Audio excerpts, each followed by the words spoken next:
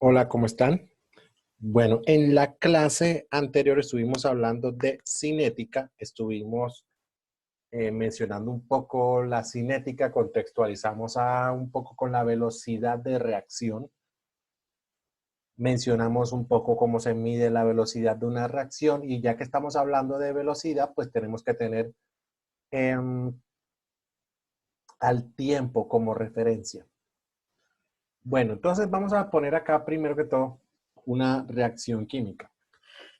A más B produce C más D.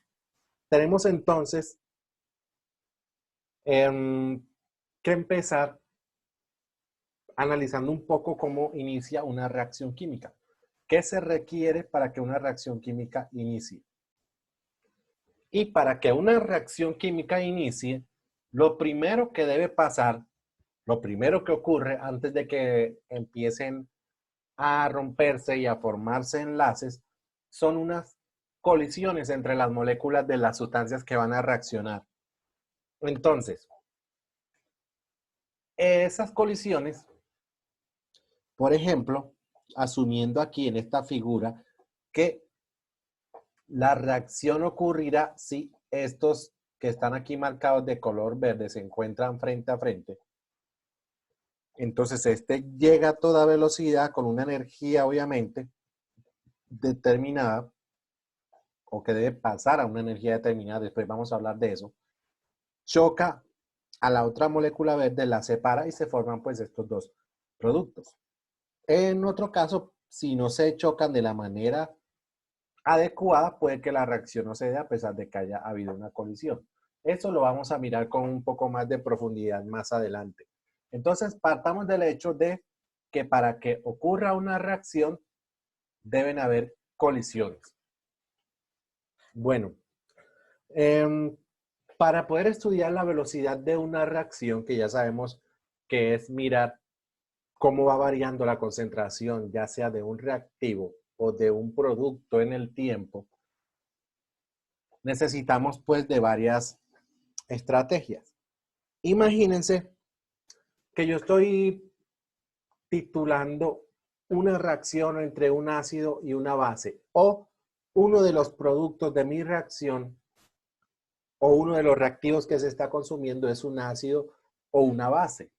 ¿Cómo haría yo para monitorear esa reacción? ¿Cuáles ideas se les ocurrirían a ustedes? La más sencilla es una titulación ácido-base. Cuando nosotros hacemos una reacción, vamos a monitorear una reacción en la que un producto o un reactivo que se está consumiendo es un ácido o es una base, podemos hacerlo, el método más sencillo sería una titulación. O sea, yo hago que la reacción inicie, mezclo mis dos reactivos o más. Desde el tiempo cero en que inició la reacción, yo cuento una cantidad de tiempo determinada y en esa misma cantidad de tiempo tomo una muestra del medio de la reacción y la titulo. Luego, al cabo de otra cantidad de tiempo similar, vuelvo a tomar el tiempo y hago otra titulación y así sucesivamente. Ok, si por ejemplo un producto o un reactivo que yo estoy monitoreando es un compuesto coloreado, ¿cómo lo podría monitorear a través del tiempo? Podemos, por ejemplo, medir absorbancias. Podemos mirar su concentración a través de la medición de absorbancias. Podemos hacer una curva de calibrado. Podemos ir determinando qué tanto va o apareciendo ese complejo coloreado o qué tanto va desapareciendo a medida que el tiempo transcurre. Bueno, si uno de mis reactivos o productos es un gas, ¿cuál método podría yo utilizar? Medir la presión. Pues si un gas se va descomponiendo, obviamente a medida que va avanzando el tiempo, la presión va a ir disminuyendo. Si se está formando un gas, a medida que vaya avanzando el tiempo, la presión va a ir aumentando hasta que quede en un valor constante. Ok, vamos a mirar entonces gráficamente cómo analizaríamos esa situación. Tenemos una reacción entonces entre un reactivo A y un reactivo B. para que se produzcan un producto C y un producto D. Al inicio de esa reacción, o sea, en el tiempo cero, nosotros vamos a estar monitoreando la concentración de cada uno de ellos. A medida que avance el tiempo, vamos a ponerle aquí colores a esto. Vamos a ponerle rojito a la A, vamos a ponerle verde a la B, vamos a ponerle un azulito a la C y vamos a ver qué hay para la D, este morado. Ok. Tengo mi reactivo A que va a reaccionar con el reactivo B. Se van a formar un producto C y un producto D. A medida que avance el tiempo, ¿qué le va a ir pasando al reactivo A partir del tiempo cero? Un factor muy importante para que la velocidad de una reacción sea alta es la concentración. Entonces, como estamos hablando de colisiones y estamos hablando de concentración, entonces yo les voy a poner un ejemplo, una analogía. Y la analogía es la siguiente. Imagínense que estamos en pleno mundial de fútbol. La selección Colombia va a jugar a las 6 de la tarde. Y son las 4 de la tarde. Y usted se encuentra en la estación Poblado del metro. Le repito, la analogía. Estamos en pleno mundial de fútbol. La selección Colombia va a jugar a las 6 de la tarde, pero apenas son las 4 de la tarde. Y usted se encuentra en la estación Poblado del metro. Como va a jugar la selección Colombia, porque es el mundial, entonces usted decide colocarse una camiseta de la selección Colombia. Entonces la pregunta es, ¿qué probabilidad hay de encontrarse frente a frente con otra persona que tiene también puesta una camiseta de la selección Colombia? Muy alta, ¿cierto? Si la selección Colombia va a jugar dentro de 2 horas, es pleno mundial y usted se encuentra en un sitio muy concurrido como una estación del metro, es altamente probable que usted se encuentre frente a frente con otra persona que también tiene puesta una camiseta de la selección Colombia. Ahora, vámonos a otro caso. No es mundial, estamos bien lejos de un partido de la selección Colombia, no hay ningún partido de la selección Colombia por ahí cerca. No es hora pico, pero no es el caso de esta foto. No es hora pico, o sea, el metro no está tan congestionado como en esta imagen. Pero no va a jugar la selección Colombia, pero ese día por pura necedad usted se le dio por ponerse una camiseta de la selección Colombia. ¿Qué probabilidad hay ese día especialmente de que usted se encuentre frente a frente con otra persona que tiene puesta una camiseta de la selección Colombia? Es muy baja, especialmente con respecto al primer caso que les coloqué. Ok, ¿a dónde voy con esta analogía? Entonces vamos a volver otra vez a la gráfica. Si hay una concentración muy alta de un reactivo A, hay una altísima probabilidad de que ese reactivo A se encuentre con un reactivo B, si ambos tienen concentraciones altas. Al haber mucha probabilidad de que se encuentren, obviamente la reacción va a ser muy rápida. O sea, se encuentra este con este y enseguida reacciona. Entonces, ¿cómo graficaríamos la concentración de A y de B a medida que va pasando el tiempo? Cuando el tiempo es 0, pues la concentración de A va a estar en un valor cualquiera. A medida que va a avanzar el tiempo, en tiempos muy cercanos al inicial, esa velocidad es muy alta, la velocidad con la que el reactivo A se descompone. Entonces miren que yo estoy haciendo acá una curva muy pronunciada, muy hacia abajo, porque A y B se están encontrando muy seguido y están reaccionando a una velocidad muy alta.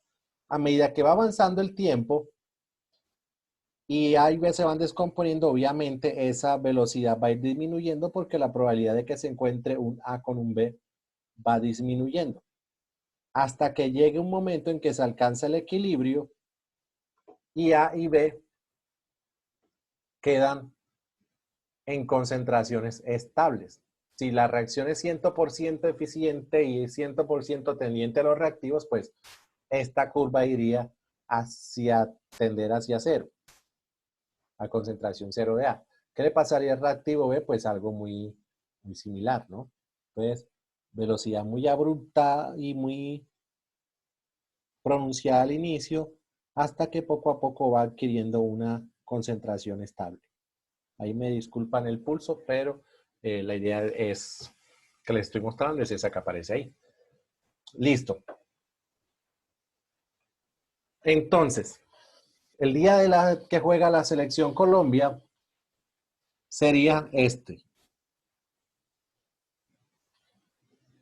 A medida que A y B reaccionan, ellos se van a ir descomponiendo, van a ir desintegrándose, van a ir pues convirtiéndose en C y D, y cada vez a medida que el tiempo vaya transcurriendo va a ir quedando menos de A y de B.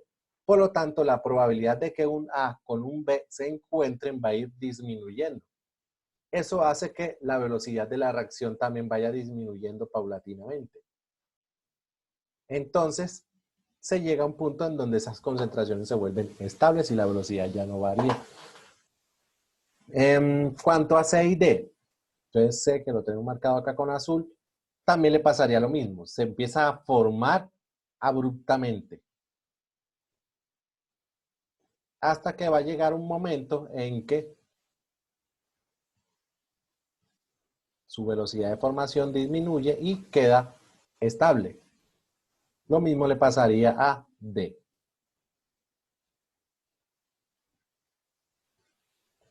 Entonces sería esto. ¿Ok? Entonces, en resumen, a medida que el tiempo va avanzando, la velocidad de la reacción va a ir disminuyendo en un sentido exponencial que tiene que ver con la concentración de los reactivos hasta que se alcanza el equilibrio y las concentraciones tanto de reactivos como de productos quedan en valores estables. Ahora, ¿cómo determinamos una velocidad de una reacción?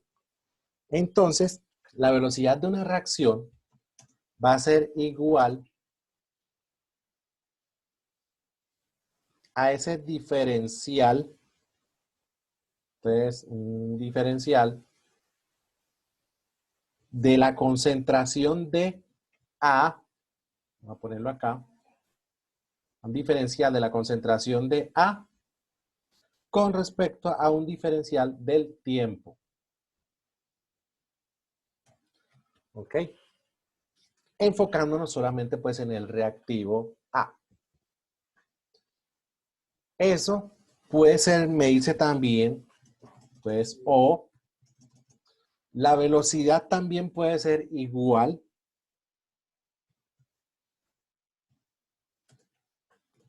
a un diferencial de B con respecto al tiempo.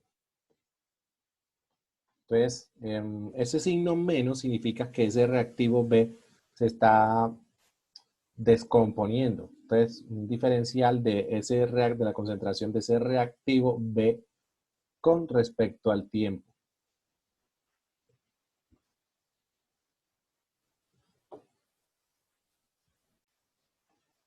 También podría ser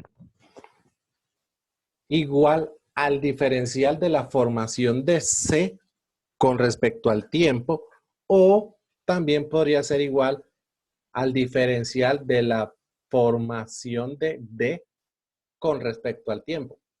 Si nosotros lo escribimos, lo planteamos de esta manera, parece que fueran valores diferentes, ¿cierto? Esa eléctrica O ahí me da a entender eso, que la velocidad que yo obtenga acá no necesariamente es esta misma. O la velocidad con la que el reactivo A se descompone no necesariamente es la velocidad con la que el reactivo B se descompone o es la misma velocidad con la que el reactivo C se forma o el D se forma.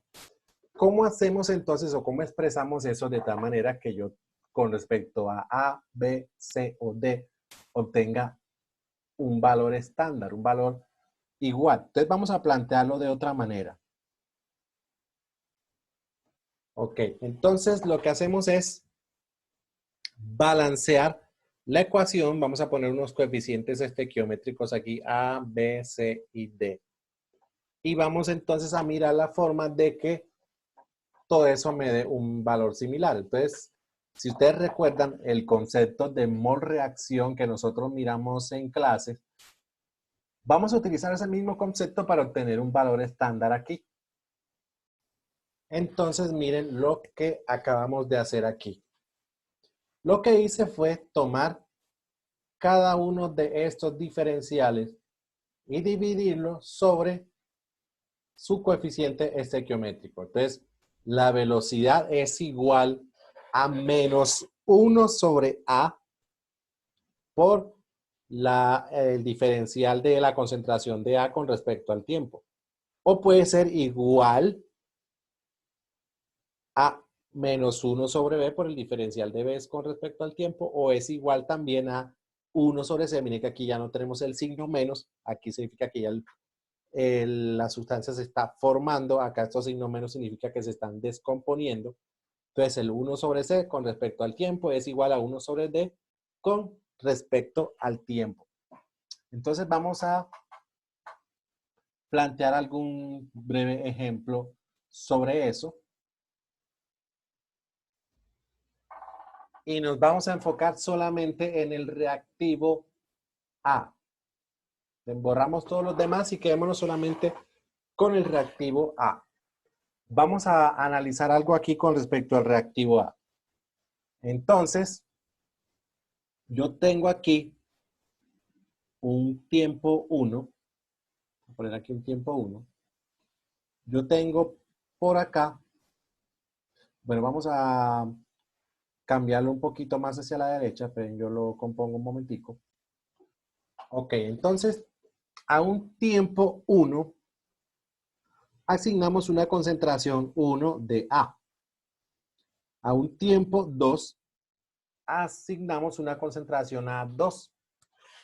Ok, aquí nos vamos entonces a las clases de cálculo y para poder mirar cuál sería la concentración de A en un tiempo cualquiera, vamos a suponer aquí un punto cualquiera. ¿Cuál sería la velocidad de una reacción en un punto? Vamos a hacerlo más grandecito. ¿Cuál sería la velocidad de la reacción en este punto en especial? Para poder saber la velocidad de la reacción en ese punto y sabiendo que la velocidad es la concentración con respecto al tiempo, la velocidad en ese punto, vamos a trazar una línea aquí. Y luego de trazar esta línea por aquí, bueno, ustedes me entenderán que esto está hecho a mano. Si estuviera hecho con toda la delicadeza del caso, pues esta línea coincidiría con este punto y no se cruzaría ningún otro, sería una tangente. Ok, entonces ya haciendo esa aclaración, para poder determinar la velocidad de la reacción en este punto, ya nosotros, de acuerdo al ejemplo que miramos y a la analogía que miramos, no es la velocidad igual en este punto que en este o que en este otro. En el caso particular del reactivo A, la velocidad va disminuyendo abruptamente con el tiempo. O sea, la velocidad de una reacción no es constante. Va disminuyendo de una manera exponencial. Pero entonces, ¿cómo se diría o cómo se determinaría la velocidad de una reacción en este punto exacto? Para saber eso, recurrimos a una definición de algo que nosotros hemos visto en cálculo, que son las derivadas. ¿Qué es una derivada? Por definición, la derivada es la pendiente de una recta tangente que pasa por un punto determinado en una gráfica. Esa sería la derivada de esa ecuación, de esa función en ese punto específico. ¿Ok? O sea que la derivada de esta curva en este punto es la pendiente de esta recta tangente que pasa por ese punto. ¿Ok? Entonces, como esto tiene una pendiente negativa, fíjense que A1 va disminuyendo, A2 es un valor menor que A1. Entonces eso quedaría de la siguiente manera. Entonces esa pendiente viene siendo igual a menos el diferencial de A con respecto al tiempo, que en la forma en que nosotros solemos calcular una pendiente sería coger estos dos puntos X, estos dos puntos Y, X2 menos X1 sobre, perdón, Y2 menos Y1 dividido por X2 menos X1, en este caso sería concentración y tiempo, y me va a dar una unidad en una pendiente, un valor en molar por segundo. ¿Ok? Entonces, esa sería la manera de determinar la velocidad teniendo en cuenta la caída de la curva y la pendiente de esa curva en un punto determinado. Entonces, la velocidad depende del momento en el que uno la requiera analizar. Vamos entonces a hacer algún ejemplo muy breve de esto, una aplicacióncita. Bueno, entonces tenemos este ejemplo. Dice, en cierto tiempo se observa que en la reacción, bueno, esta que está aquí, se forma con una velocidad, bueno, quitar este en para darle sentido a la frase. Se observa que la reacción esta se forma con una velocidad de 0,0072 moles por litro segundo. Primera pregunta, ¿con qué rapidez cambia la concentración de oxígeno a este tiempo? Entonces, vamos a mirar un poco las fórmulas que ya nosotros tenemos por ahí.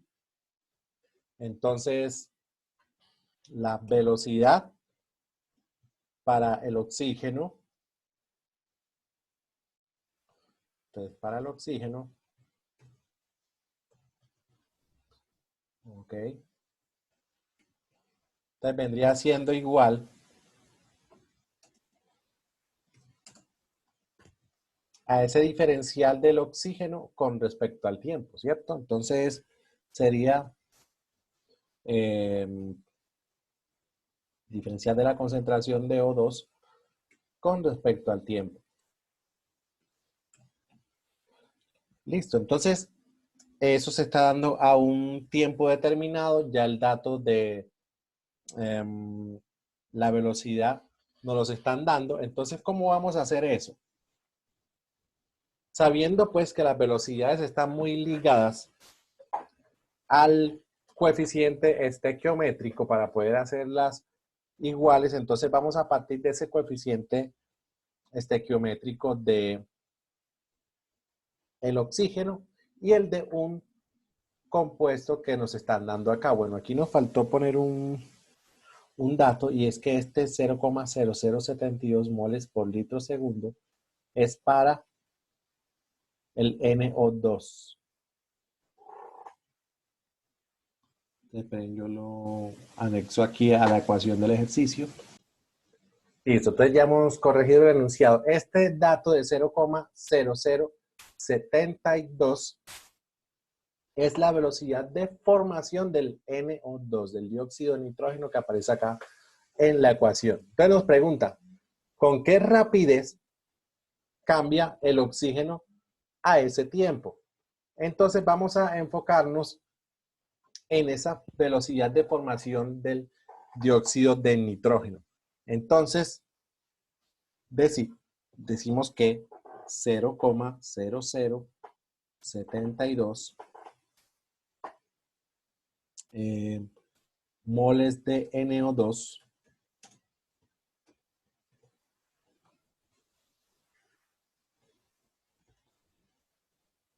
moles de N2 dividido por litros segundos, que son las unidades. Ok. Entonces vamos a relacionar eso al oxígeno. Entonces, y nos vamos a la estequiometría de la reacción.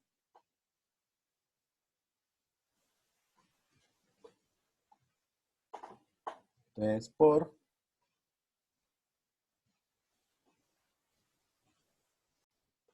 y nos vamos a la ecuación balanceada. Entonces, sabemos que por 4 moles de dióxido de nitrógeno que se están formando, se está formando también una de oxígeno. Entonces, 4 moles de dióxido de nitrógeno,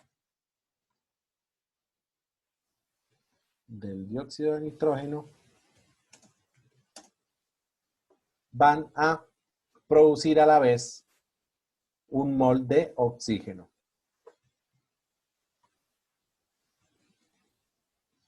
¿Listo? Entonces, de esa manera, nosotros habremos llevado la concentración o la velocidad de formación a ese tiempo determinado de moles de dióxido de nitrógeno a moles de oxígeno. Entonces, de esa manera, pues, cancelamos este con este y el resultado nos va a quedar igual o expresado a la concentración del oxígeno. Eso nos da 0,0018, entonces en moles de oxígeno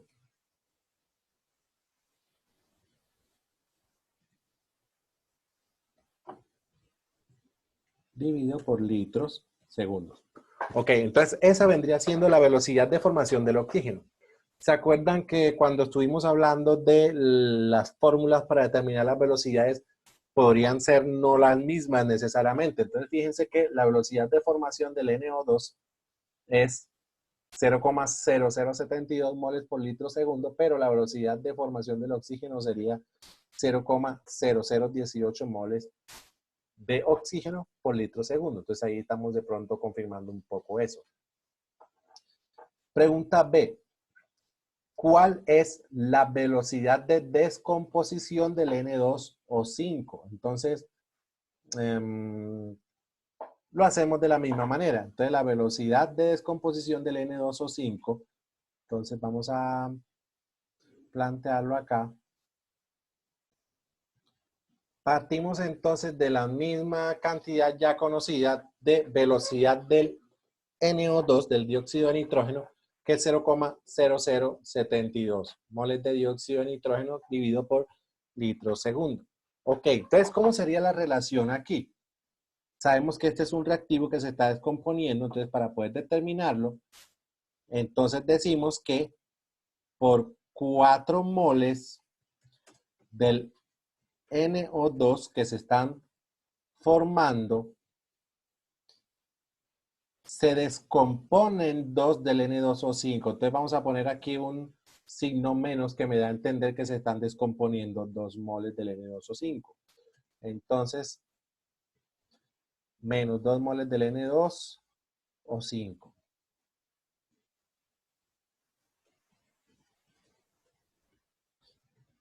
Y de esa manera vamos a tener una respuesta obviamente negativa que me indica que ese reactivo se está descomponiendo, que esa velocidad negativa, que esa pendiente en ese punto es negativa. Entonces, eso me va a dar un valor de menos 0,0036 moles de N2O5 dividido por litro segundo. Tenemos de N2O5.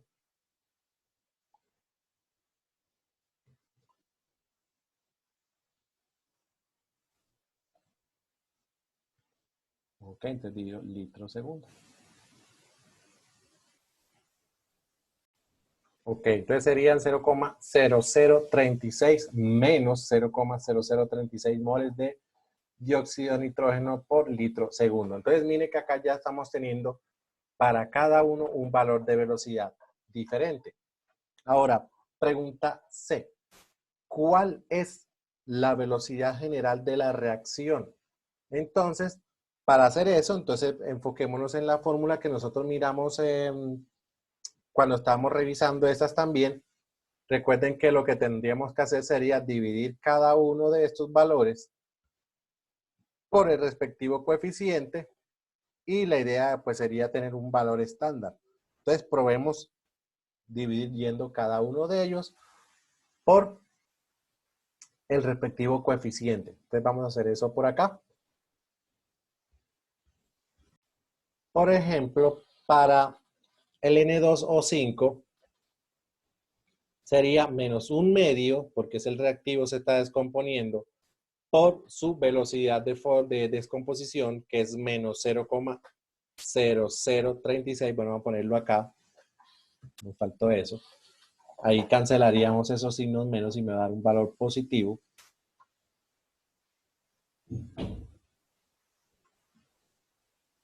Eso nos va a dar igual a 0,0018.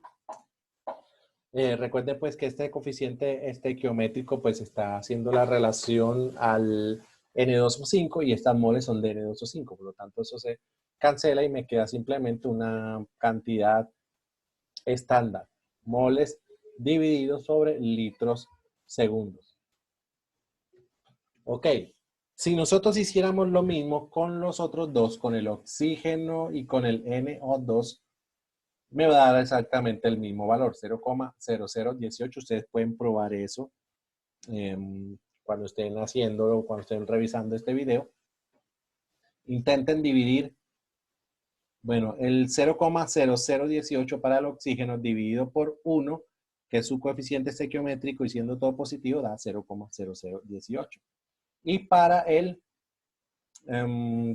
dióxido de nitrógeno sería 0,0072 dividido por 4, también da 0,0018. Entonces, y como también es positivo, pues me va a dar un valor positivo. Ok, entonces de esa manera nosotros miramos que las velocidades pueden tener valores diferentes, pero se estandariza teniendo en cuenta el coeficiente de formación de ellos en la reacción. Bueno, vamos a dejar unas preguntitas aquí para que ustedes vayan analizando la naturaleza de los reactivos. Ok, bueno, a partir de ahora vamos a dejar unas preguntas correspondientes a la naturaleza de los reactivos. Vamos a analizar un poco qué pasaría dependiendo de la naturaleza de los reactivos.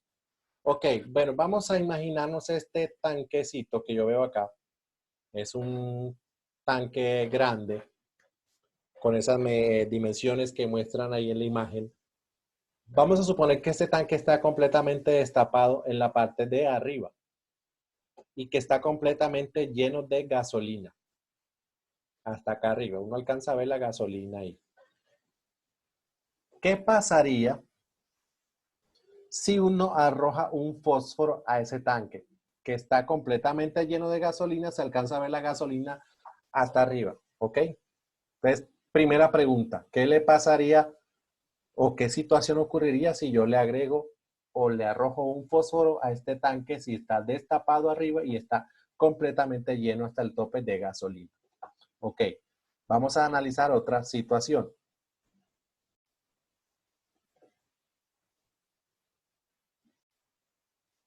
Bueno, imaginémonos ahora este otro tanque.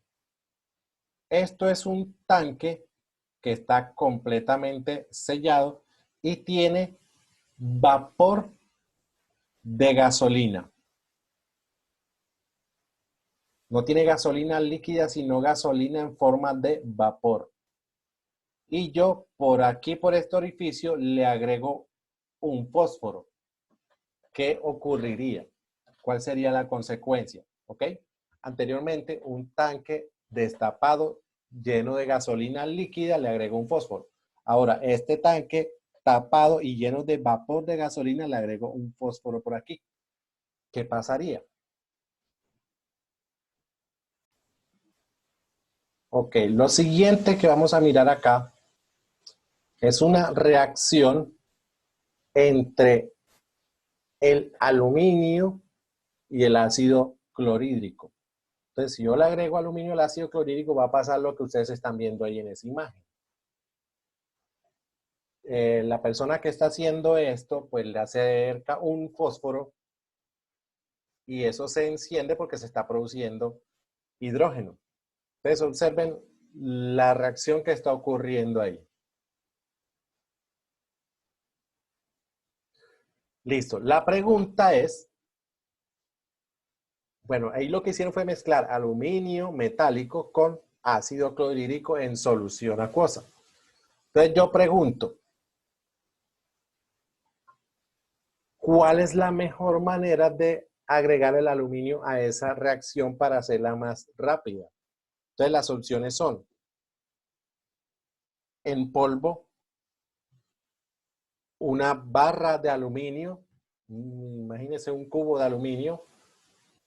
La otra forma sería en pellets, como en lentejitas de aluminio. Entonces tenemos esas tres opciones, en polvo, en pellets o un pedazo, una barra de aluminio. Se le agrega ahí dentro de ese Erlenmeyer. ¿Cuál de las tres formas les parece que sería más eficiente? Entonces quedan esas tres preguntas. Un barril, un tanque lleno de gasolina, le agregas un fósforo. La segunda sería un tanque lleno de vapor de gasolina, le agregas un fósforo. La tercera, ¿de qué manera agregarías mejor un aluminio a una reacción como esta que estamos viendo en la imagen? Y la otra pregunta que vamos a poner aquí, que vamos a plantear, es la siguiente. Ok, y la siguiente pregunta es, si yo mezclo sulfato de potasio con nitrato de bario, esperando que ocurra una reacción de doble desplazamiento, ¿qué se va a producir aquí? ¿Cuál es el producto de esta reacción? Ok, entonces les quedan esas cuatro preguntitas. ¿Qué pasa si yo agrego un fósforo a un tanque lleno de gasolina que está abierto? ¿Qué pasa si yo agrego un fósforo a un tanque lleno de vapor de gasolina que esté cerrado? ¿De qué manera agrego mejor el aluminio a esa reacción que miramos hace un momento? ¿Y cuál sería el producto que se forma aquí? Entonces vamos a hablar de esas respuestas en la próxima clase. Entonces vamos a vernos en la próxima. Entonces les deseo un feliz resto de día.